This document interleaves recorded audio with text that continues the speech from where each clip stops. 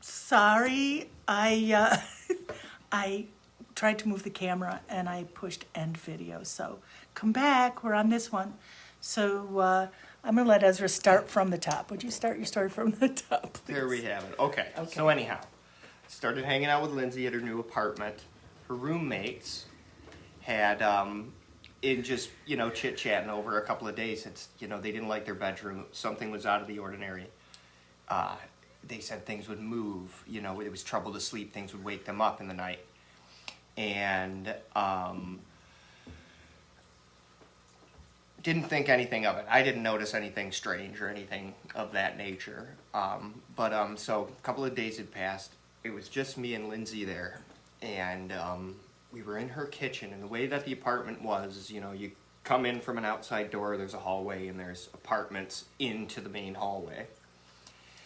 And the door out to the main hallway was, basically here, and the kitchen would have been like, here, let me see how I can do this. There we go. The kitchen would have been off to like this side, and when the door would open, it'd swing in this direction. And we were in the kitchen cooking dinner, and it's one of these doors that it's like when you close it from the outside, they lock. Like you can't open it unless you have a key to get into. And I was standing there, we're doing our thing in the kitchen, and all of a sudden that door opens. It swings open, and it doesn't like roll open like the wind blew it or anything. It went click and stopped. And me and Linz both looked at the door, and we stood there for a second or two, and waited for someone to come in, because it appeared as though somebody had opened the door and was holding the door and waiting to come in. And from the way that it would open, you couldn't really see into the hallway. So I walk up to the door and look out the door, and nobody is there. So look at Linz, and Linz looks at me, and I'm like, well, I hope nobody came in. That's basically what I was thinking. And I shut the door. Let me think here. So, didn't scare me. I'm not going to get rattled by anything like that. A few days passed. Me and Linz are good friends at this point. And we're seeing each other on a regular basis every day at this point. And I'd been going over there, and over the course of a few days, I noticed that her roommates stopped sleeping in their bedroom. They just quit. They would just stay up as late as they could, and then fall asleep on the couch. And they were pretty young at the time. We were all pretty young at the time. This is a while ago.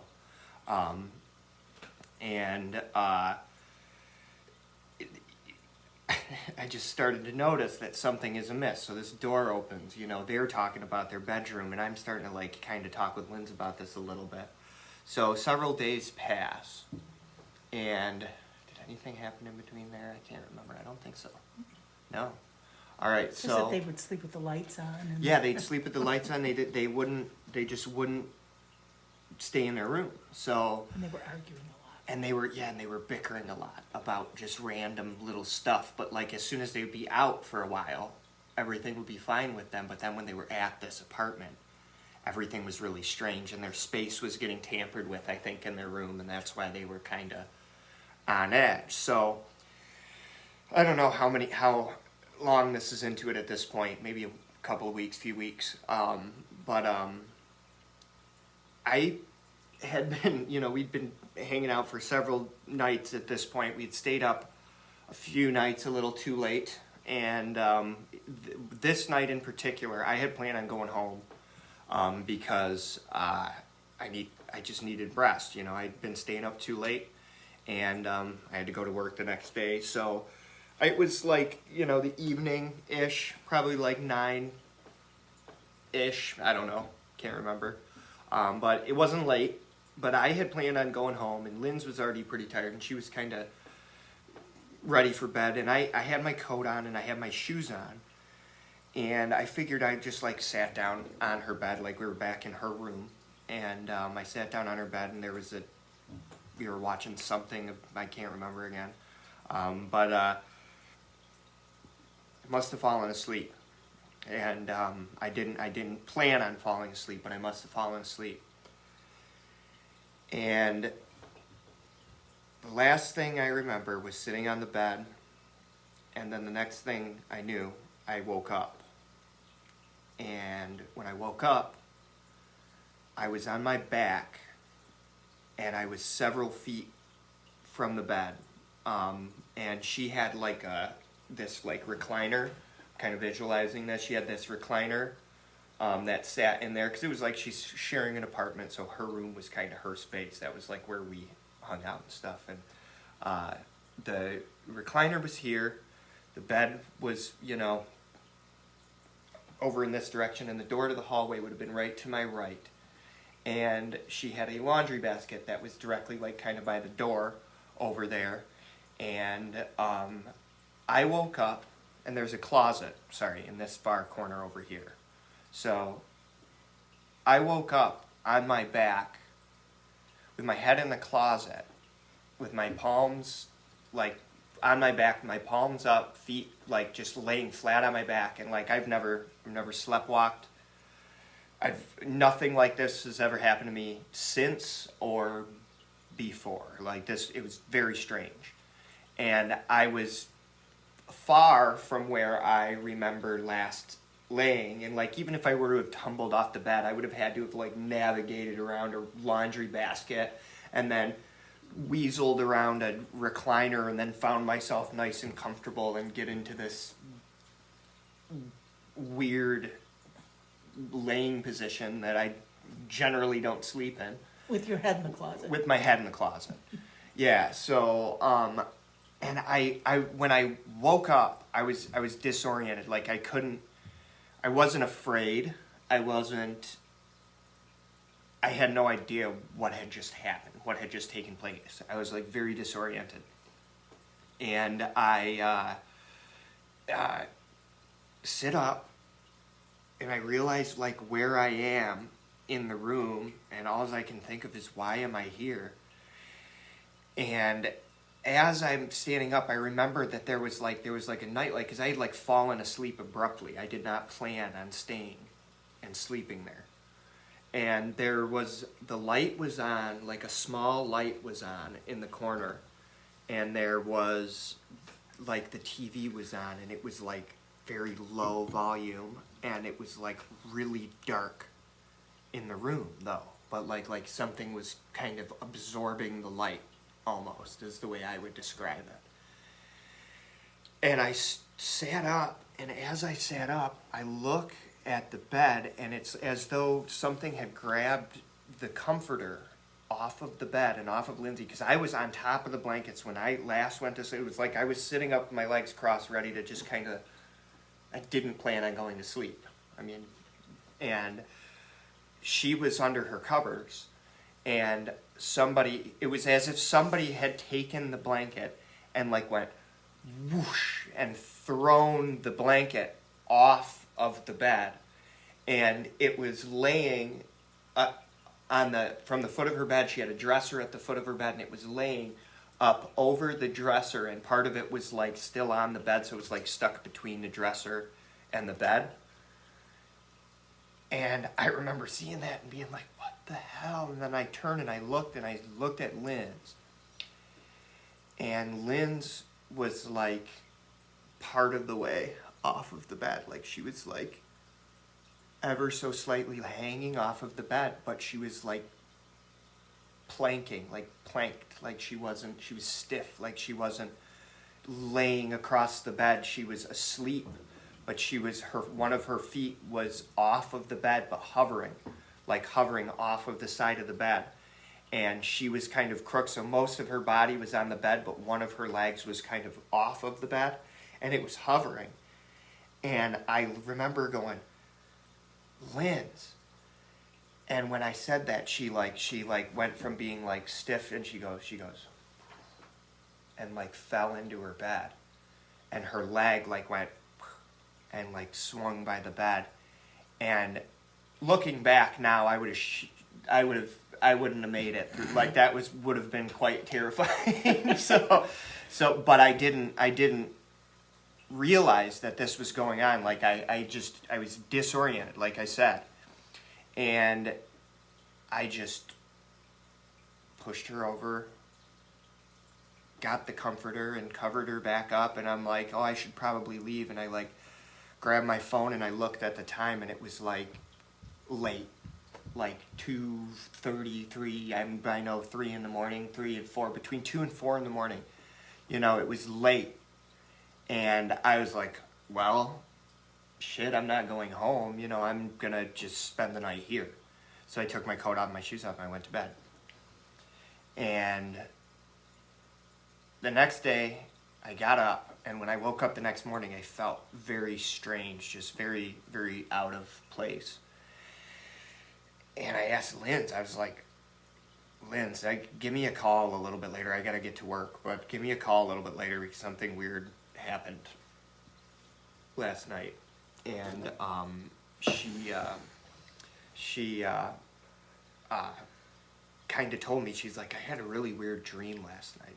So I go to work, and that's all I could think about the rest of the day was me moving from this one place to the other. And it just couldn't get it out of my head. And like as I thought about it, I was pretty sure I was abducted by aliens, but because I just got like moved and placed, and like I don't know what had happened, but I told Linz about it, and like I can't remember what her dreams were, but they were very strange that she had, and I told her about that, and like at this point we are very, very weirded out, you know, about this place. So I go to work, and some of my coworkers, it was like November. It was like late October, November is when this was going on. And I was talking to the coworkers. They were talking about spooky stuff at work, and it just came up. And I was pretty new there at this point, so I wasn't really like gonna just tell these new people, oh yeah, I just got levitated off of a bed and like a door opened and my friends' roommates have got weird shit moving around in their room and stuff. I just I was gonna not just come out of the gate with that one. But I told them, I told them, I'm like, yeah, you know, my girlfriend's apartment, I was levitated, I guess, is the only way to put it. You know, that's how I describe it, because how the hell did I get from here to there? I've never sleptwalked, and then I saw Lindsay like halfway through being moved. And this is when it starts to become kind of alarming, and people are like looking at me like, what the hell? And apparently, one of the people that I worked with, I kind of noticed that he was like looking. Ridiculous. And we're back. We're back. Okay. It booted us off for a minute, but Okay. so take it from where the So other I was guys are talking to my about stuff. coworkers, and I tell them about what happened in this apartment.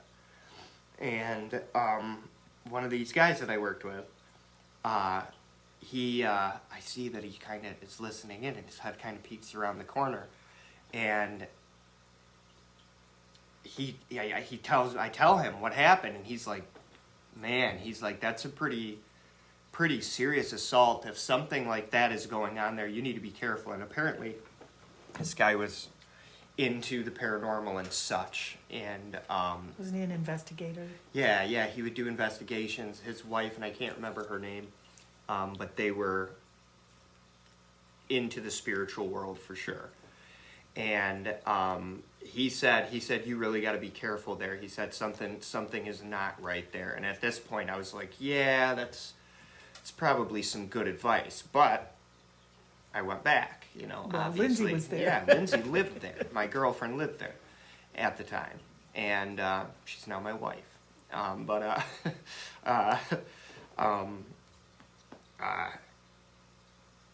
A few days go past, and like Thanksgiving comes, and I have to come up to Cadillac. So I continue to go back there, and nothing else strange has happened since then, but we're on edge, other than her roommates have pretty much like quit sleeping in their room at this point. Like they're either not there or they're awake.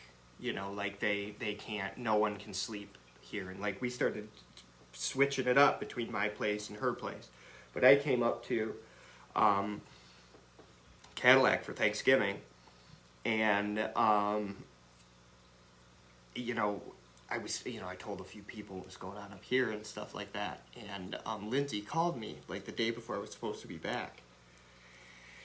And she was at her apartment, and she called me and she said, something really weird happened just now. And I said, what happened, you know? And she said that she was walking, she was the only one home, and she walked through the hallway, down the hallway, and her room was at the end of the hallway. And right on her right, there was it, which was her roommate's room. She passed their room to go into her room, and out of her peripheral, she saw her roommate, the girl that she lived with, standing in there. But she had her back to the door, and she was like looking at the window, like looking out the window. And Lindsay said that like out of her peripheral, she caught her and she looked like her roommate. But it was like as though she was semi like contorted, like she didn't look normal, and she said like her legs were dirty. And she like double took, like she took a few steps into her room and then backed up and like peeked around the corner and looked again, and it was still there. And it scared her because it looked like her roommate, but it was not her roommate. It was something else. And she went into her room and she closed her door and she called me. And she's on the phone with me and she's like, I don't know what to do. You know, I feel really weird. And at this point too, sidebar, at this point, after some creepy stuff had happened and we had talked to a few people about it, we started like looking around and researching some stuff because maybe we could figure something out about like maybe this apartment, because it wasn't an old apartment. It was relatively new, and it just didn't fit the profile. And so we started looking around and we found that like a year or two, it was within a year, leading up to when they were living there, that not in that building or any of those units, but another building, like the building that would have been next door, a woman was killed by some ex-boyfriend or something. Like something had happened, but somebody was killed at an apartment that was next door to her place. So we were like, oh no, what could this have something to do with it? We didn't know, whatever.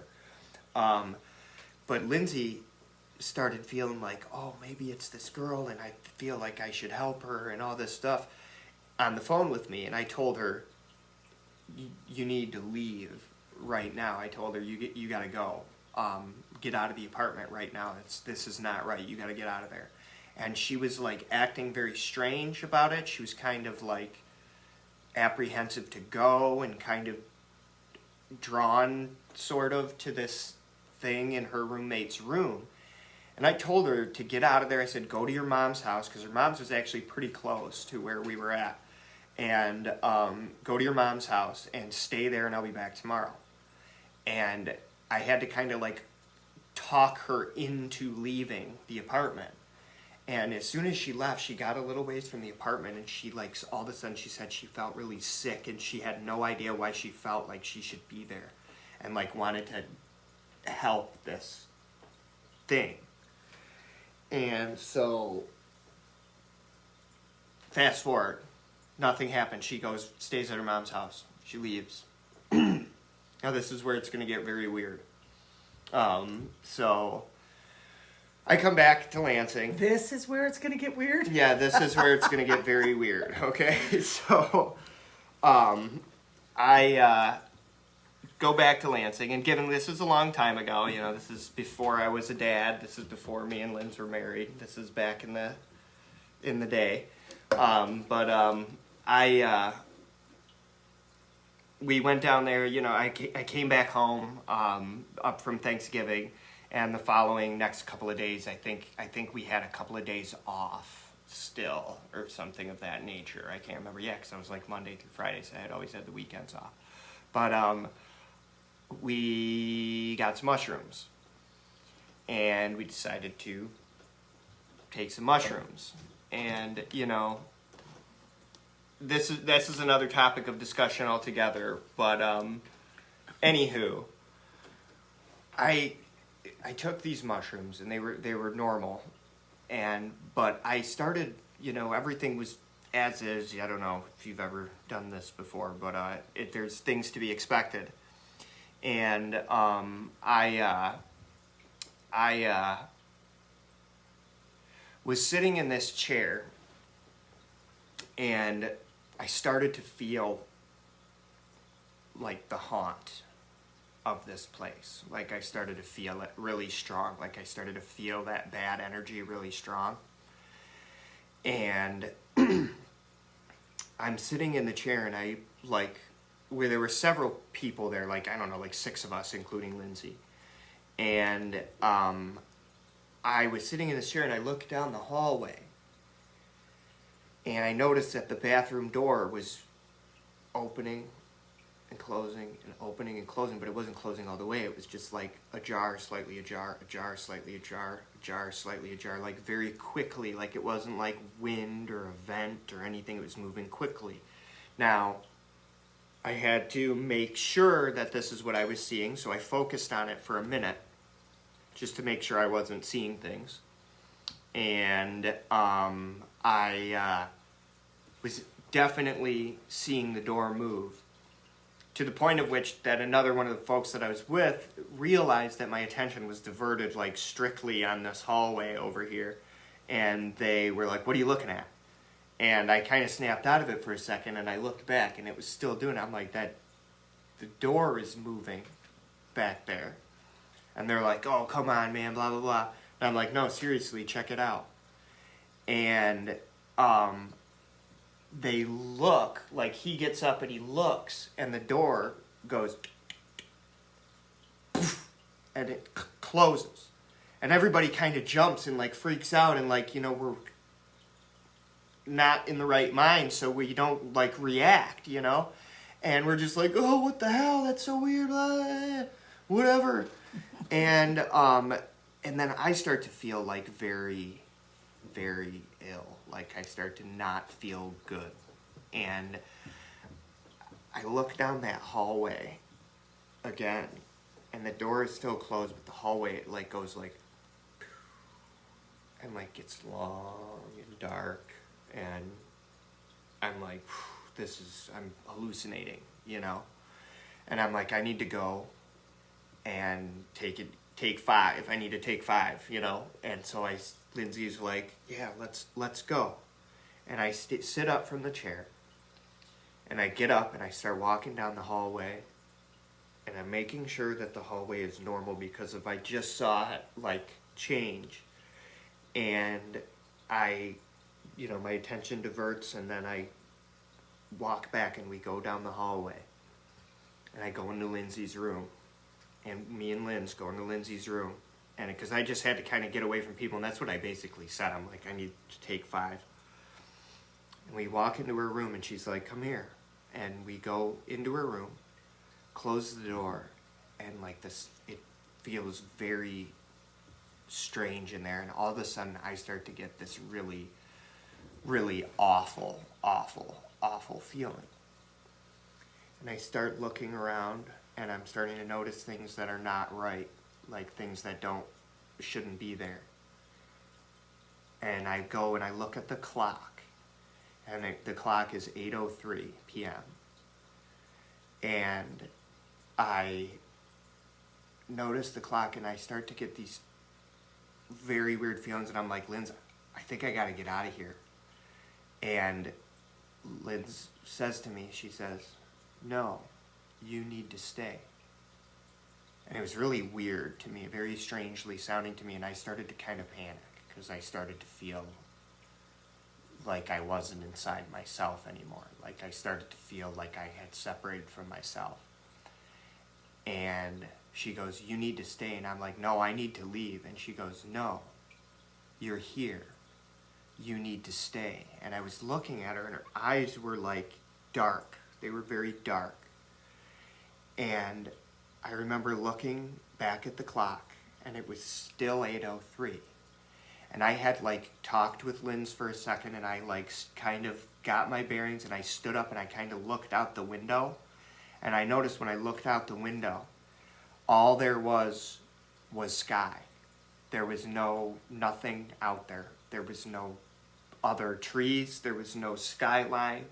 There was no buildings. There was just like a cloudy sky over like a city with like that orange hue. Like, I don't know if you know what I'm talking about, but like when it's overcast by a city, it's orange. The sky's orange. And I started to get really scared, and I started to kind of pace around in a little area. And then I started to envision myself still sitting in the chair. And all of a sudden this feeling came over me where I was like, I'm dead. I've died, and I'm not inside my body right now. And Linz goes, you need to stay here. You need to stay here.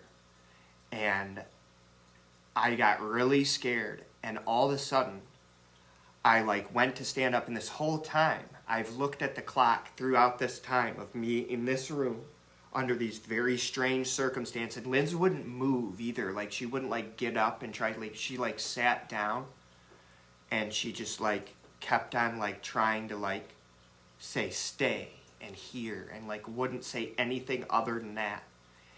And I kept on, the clock would not change. It was 8:03. And I, all of a sudden, snapped back, and I am sitting back in the chair. And Lindsay and one of her friends was like, hey, are you okay? And Linz gets up, and she's like, yeah, are you okay? I'm like, not. And I couldn't verbalize what I had just experienced to them, because for A, they probably think I was freaking crazy, and B, I just couldn't at that time. But they're like, you like passed out or something, like you fell asleep or something, like you looked weird for a second there. And I was like, oh man, I'm like, I don't know. I'm like, I just need to lay down. And Lynn's like, yeah, come here. And I get up, and she grabs my hand, and we start walking down the hallway again, and I start to panic again. Because I'm like, oh shit, I just saw this. And I'm, and I see this again, and I go into the room, and I look at the clock, and it's 8:03. And I started to freak out, and like, not like hysterical, crazy man, pull my hair out. I just started to kind of panic and be like, Linz, dude, I think I'm gonna go home. I gotta get the hell out of here. This is my mind. I need to get some fresh air. I need to do something. And she's like, dude, you're all right. Everything is fine. It's okay. You probably shouldn't drive and all this stuff. And then I like started to kind of put two and two together and like, okay, that's something that wasn't said just a minute ago. And this wasn't said just a minute ago. And then I'm like the window, and I look out the window, and there were the trees, and there were the buildings, and I like totally snapped out of it. And I was fine, and then all of a sudden the clock changed. And the rest of the night went on. I went back to sleep, and I couldn't verbalize that for Linz for actually quite a long time. Like, I did not tell her that story for a minute. And I'll tell you right now, I did not eat mushrooms again for several years. And it wasn't just the fact that they were very strong. It was the fact that this place was very haunted, and I was able to pick up on this like too intensely. And I think who knows? There's speculation as to what happened there. Well, what do you think happened there? So, for instance, all right, I'll finish up, because there's only one more part to the incidents at this apartment before we left. Okay. And then my speculation, and we can talk speculation, okay. I think. So,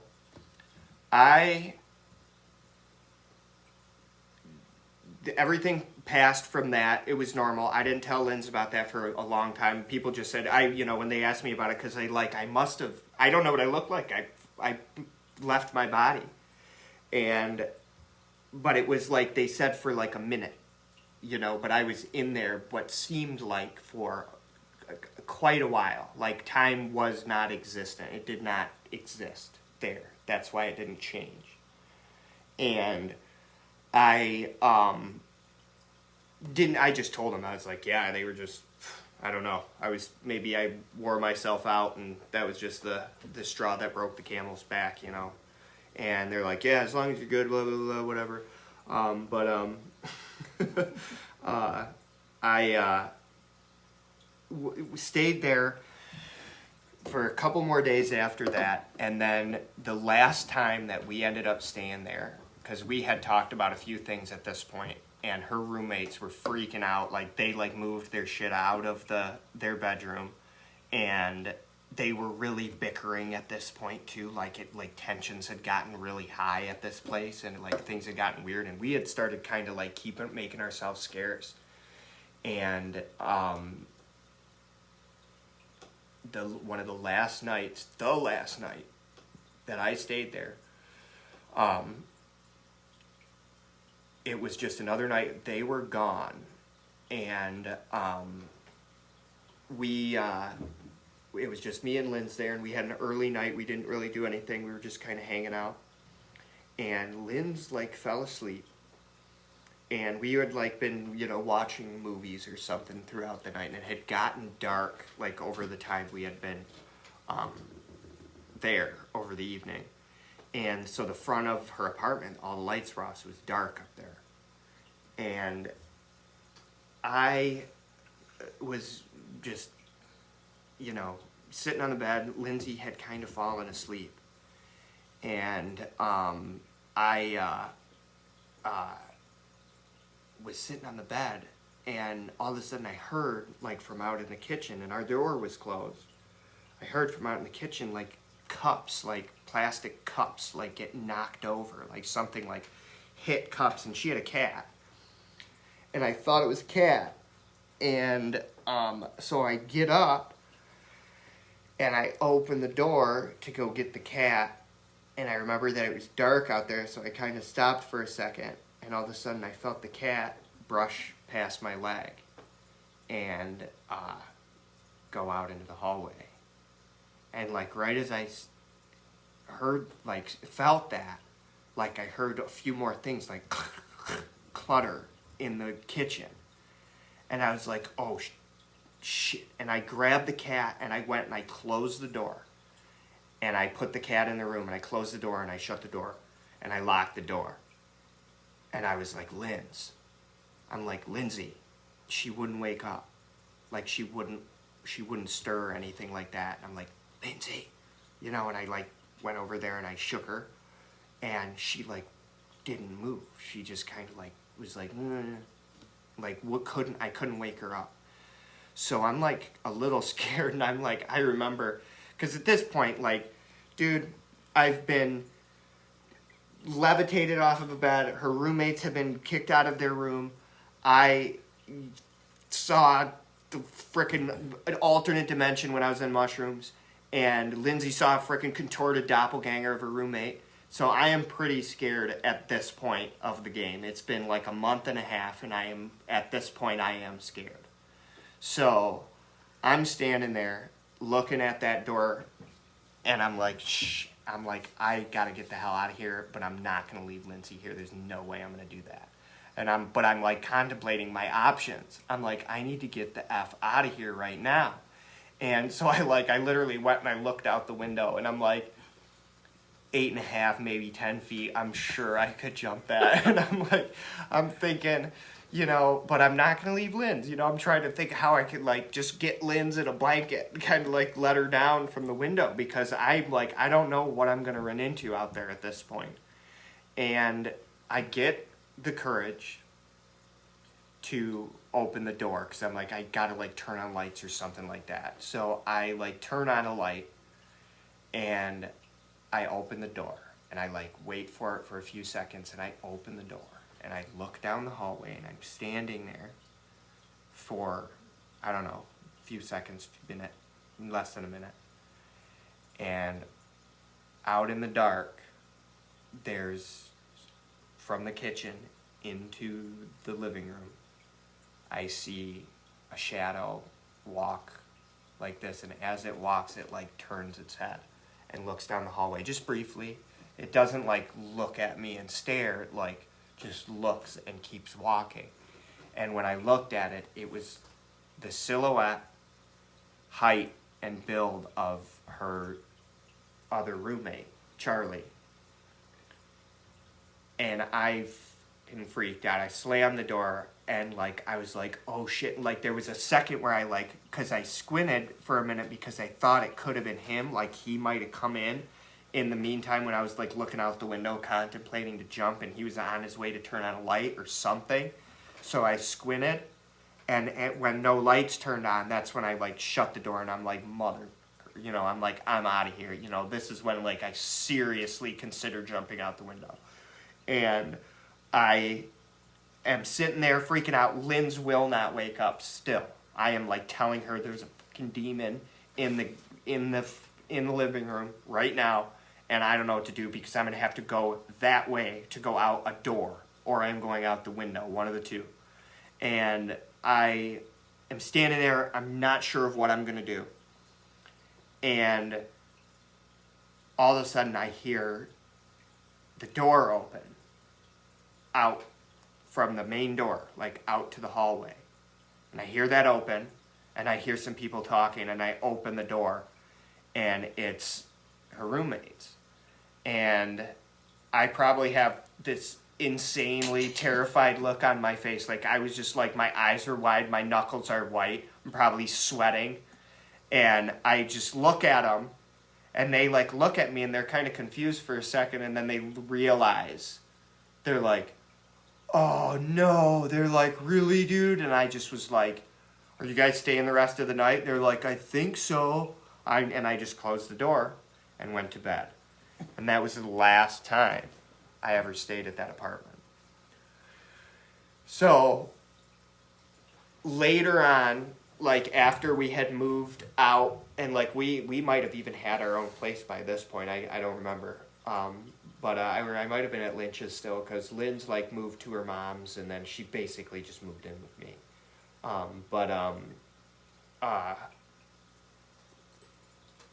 The guy I worked with, who had mentioned that it was a serious assault when I was levitated, or something of that nature. I don't know what the hell happened.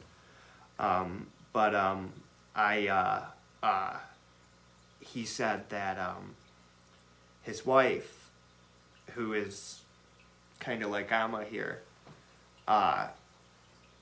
said that she, you know, he told her about it, and she said that she would think on it, kind of do some search, and he's like, oh yeah, he said she seems to think, and it sounds as though somebody there might have, you know, messed around with some kind of oracle, like a Ouija board or something of that nature, you know, whatever it might have been, and they opened up some kind of portal inside that apartment, and they let something through, or they didn't close it, and it's still open, and you guys probably shouldn't go back there. And he's like, are you going back there? And I'm like, fuck no. I'm like, hell no, we're done. And he's like, that's good. He's like, just, that place sounds like bad news, and you should probably stay away from that place. And there you have it. Wow. Should we move this so we're both in? Because I want to ask you some questions. Sure. Let's see if I could do this without turning us off again. All right, lean in toward me. All right. Don't set yourself on fire. So that was pretty creepy. I remember him first telling me about that, and being kind of very disturbed by that. One of the things I think the guy that you worked with, what his wife said, that makes a lot of sense. That we had talked earlier, and you mentioned that maybe there was somebody that knew the woman who was murdered and tried to, or somebody that knew she was murdered and tried to call her in and talk to her or something. Yeah, right. But that can open things up, and there are things that can move in between, through dimensions, through places, and sometimes it's called demons. In ancient folklore, it's called jinn, and this sounds like stories of jinn where your body is moved, where it looks like someone that is familiar to you.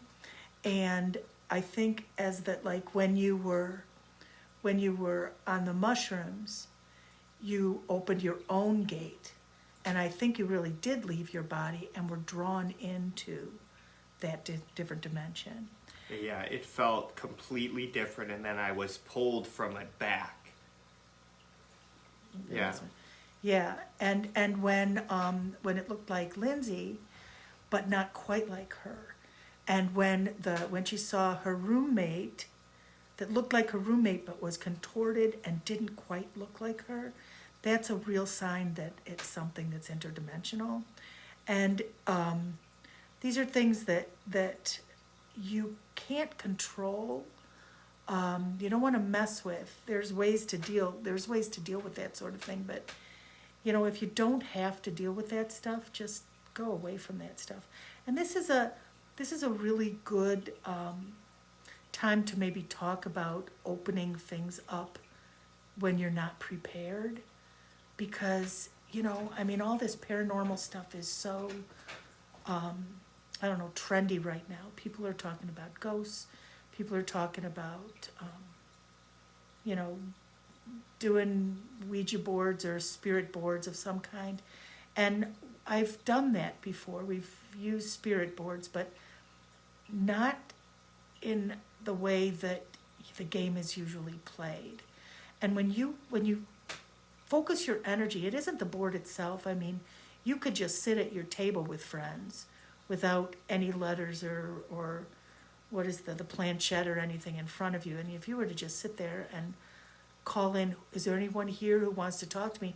There could be somebody there. But if you lived on a busy street in New York City, you wouldn't open up your front door and yell, hey, is there anybody who wants to come in and party? You just wouldn't do that because it's not safe. And if you don't know what you're doing, don't do it. You wouldn't drive a car without first knowing how to drive a car. So I think that's what it did. And the other thing, and I hope you've already learned this lesson, but if you're going to do any kind of mind-altering drugs, do not do them in a place where there's a portal, because you're going in it. And do not do it in a place that, these are medicines that are used by First Nations, by people who it's part of their religion, and you're guided with by shaman and by people that know how to keep you safe and put you in a safe place. And when you do these things just for recreation, unprepared, you can find yourself in some situations that might be harmful to you emotionally, spiritually, or physically, for that matter. So, yeah. So be careful with all that stuff. And I'm somebody that says not to be afraid of what's not physical because it's part of the natural world. But I also I think that these beings that can move in between our world and various other places are just part of this natural world, but they can be malicious, I think. Absolutely they can. Yeah. Just like bears are part of the natural world. Yeah. But you wouldn't go walking up on a bear. Bears don't have an agenda, though. Yeah, that's true. And these guys sometimes do. Yeah, because that's, all those things, it was very deceptive. Everything that it did was very deceptive and very unnerving, and how it would do things. It was meant to disorient. Yeah. Everything was disorienting and taking control of your own senses and turning them against you almost, or making you question them, or make something of that nature, Yeah.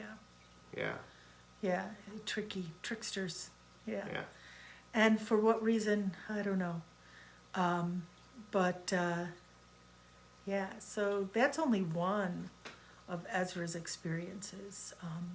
He's had many, many experiences, not quite as frightening as that. I think that's his Roadhouse Saloon story, because I think you were you were in danger in that place. Like, Yeah, for sure. I felt like I was in danger in the Roadhouse Saloon. Yeah. Yeah, and looking back and feeling and thinking and Scoot you in this way a little bit. You're in. sorry. It's a scary thought to think of like what could have happened, and like I wonder, and even to this day, sometimes I think about what if I didn't get out of that place when the clock didn't change and it felt like I was there for too long. You know, Right. be careful. Be careful. Be careful up there. Mm-hmm. Well, I think we'll wrap it up for tonight. I'm going to have Ezra back. Will you do next week? You want to do next week? Oh, I don't know if I can do next week. We'll see. He has to work in the morning, and he's got to put the twins to bed and all that kind of stuff. So thanks for listening, and be safe, be smart, and be good to yourself, and to be good to everybody else, right? Right. All Don't right. do drugs.